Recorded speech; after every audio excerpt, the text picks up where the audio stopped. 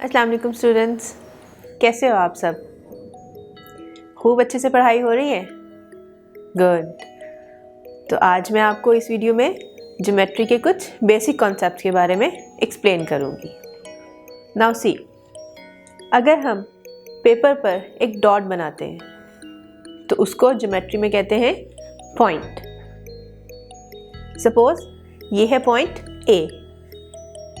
Point को हमेशा big letter से डिनोट करते हैं। देन पॉइंट्स को ज्वाइन करने से बनती है लाइन। ये है लाइन, इसको हम कह सकते हैं line L। We use lower case to denote the line. As you can see, line का ना तो स्टार्टिंग पॉइंट होता है और ना ही कोई एंडिंग पॉइंट, इसलिए हम लाइन के दोनों साइड्स पे एरो हेड्स बनाते हैं। Now, how can we denote a line? Suppose ये है लाइन AB, तो हम AB लिखेंगे और उसके ऊपर लाइन ड्रॉ करेंगे, having arrowheads on the both ends. Now, look at here. अगर लाइन की एक साइड पे डॉट हो यानी कि एक एंडिंग पॉइंट हो तो इसको हम कहते हैं रे। यानी एक साइड पे तो क्लोज है but from the other side इसका कोई एंड नहीं है, और इसको हम इसी तरह से डिनोट करेंगे लाइक रे AB और उसके ऊपर रे का सिंबल। लेकिन अब अगर आप इसको देखें, जैसा कि हमने देखा लाइन का कोई एंडिंग पॉइंट नहीं है, रे का एक एंडिंग पॉइंट है, जबकि इसके दोनों एंडिंग पॉइंट्स हैं। इससे हम ये कह सकते हैं कि जैसे इसकी दोनों साइड्स पे एंडिंग पॉइंट है तो इसकी लेंथ फिक्स्ड है। तो ऐसी शेप जिसके दो एंडिंग पॉइंट्स हों उसको हम कहते हैं लाइन सेगमेंट। तो हम इन दोनों एंड्स के नाम रखेंगे, for example P and Q।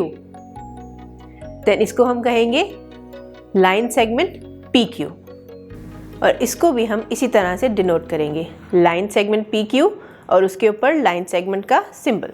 जैसा कि लाइन सेगमेंट की फिक्स लेंथ होती है तो हम उसको मेजर कर सकते हैं। Good. Now we will discuss about side. Side क्या होती है?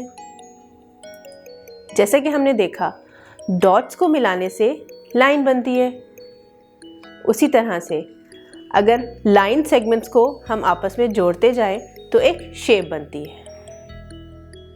जैसे कि now you can see this is rectangle, और रेक्टेंगल शेप की ये एक बाउंड्री है। क्या हम रेक्टेंगल की एक साइड को लाइन सेगमेंट कह सकते हैं? Yes, we can say this is line segment. जब भी लाइन सेगमेंट किसी शेप की बाउंड्री बनाती है तो उसको हम कहते हैं side. What do we say? Yes, side. तो इस तरह से रेक्टेंगल की ये चारों साइड्स हैं।